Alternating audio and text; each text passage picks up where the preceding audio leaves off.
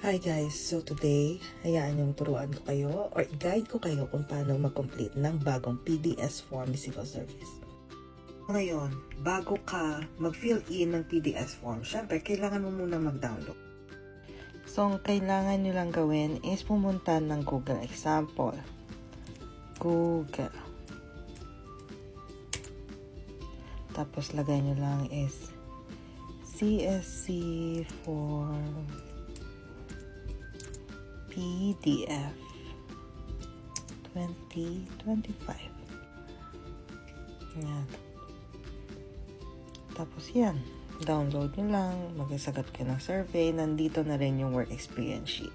Pero para hindi na kayo mag-search, ilalagay ko sa first comment, sa comment section, yung link kung saan yung pwedeng i-download.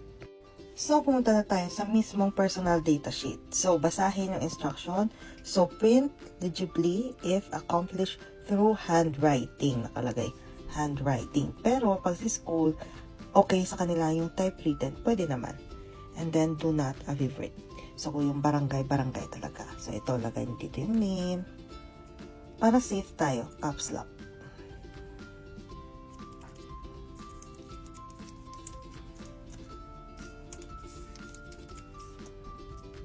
Middle initial. Birthday. Sa birthday, dito yung tricky. Kasi naka-indicate dyan sa birthday na dapat day muna.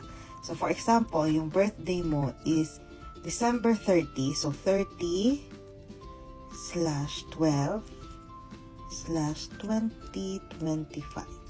Not. Then, date of birth, citizenship, yung residential permanent address, kumplituhin nyo lang hasta sa ibaba.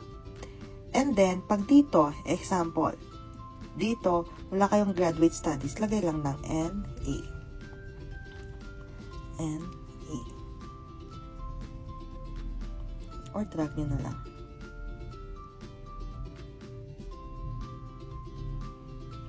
Ayaw madrag.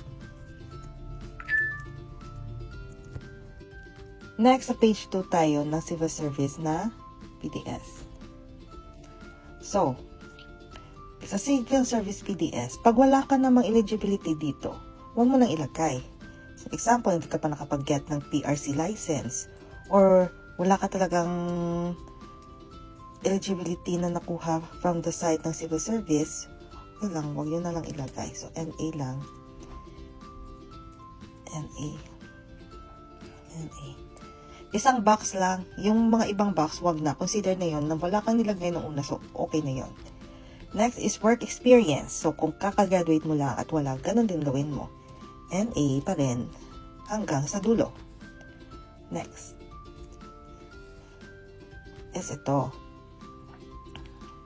Yung voluntary work involvement nyo. Non-government, people, voluntary organization. Pag meron kayong ganito, ilagay nyo. Pag wala, ganun pa rin. Ang ilagay nyo, NA pa rin. Sa unang box lang.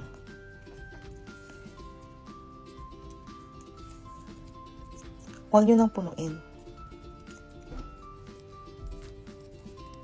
And make sure na naka-center. Ayaw niya. Akin ka ba? So, make sure na naka-center.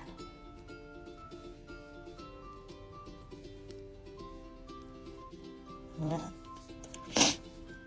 Sinisipon pa. Next, dito naman. Sa mga trainings, ganun din. Remember, yung dito sa training, same sa work experience, yung pinaka-latest mong training, dito yung sa pinakauna. Example, meron kang visual training.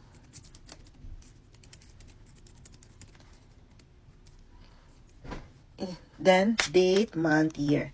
Example, 25 ng February 2025 hanggang 26 ng February 2025. So, ilang number of hours yun? Naka-indicate naman yun sa mga certificates. Pag hindi siya naka-indicate, consider na 8 hours plus 8 hours, so 16 hours yun. Ilagay niyo kung managerial, supervisory, technical, etc. and kung sino yung nag-sponsor. Next, kung meron ka namang sunod na training, may isa ka pang training, pero 2024 pa, dito mo na siya ilagay sa susunod na. Then of course, special skills. Don't forget na pag magpiprint kayo, delete nyo to.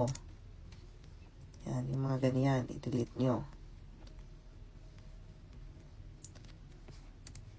Para walang sagabal sa perma nyo. Next is this one. The last page. So, basahin nyo lang yan. Yes, no, yes, no. I-click nyo lang. For example, dito, meron, have you been separated from work, private man yan, or public? Ilagay nyo taga. So, yes. Resignation. So, kung wala kang work experience, so wala. And then, ilagay nyo dito 3 references nyo, yung hindi nyo kadugo. Hindi nyo kasama sa bahay. And then, of course, kailangan dito, passport size. Passport size. Hindi pwede 2x2 or 1x1. Tapos, thumb mark, and then ID nyo. Lalagay nyo dito yung signature nyo. At kung sino yung magnonotaryo. So, tandaan nyo, yung civil service na the civil service PDS is valid until December 31 nung year na yan. Example, nagpa-notarize kayo ng 2024. So, valid lang yung PDS nyo hanggang December 31, 2024. So, mag-apply kayo, magpa-notarize kayo ulit ng inyong PDS. So, ngayong DepEd hiring process, yung PDS na isasubmit nyo ay isa lang. One notarized PDS. And then, huwag niyong kalimutan ng work experience sheet kung meron kayo. Kung wala, okay na nawala. So, that's all.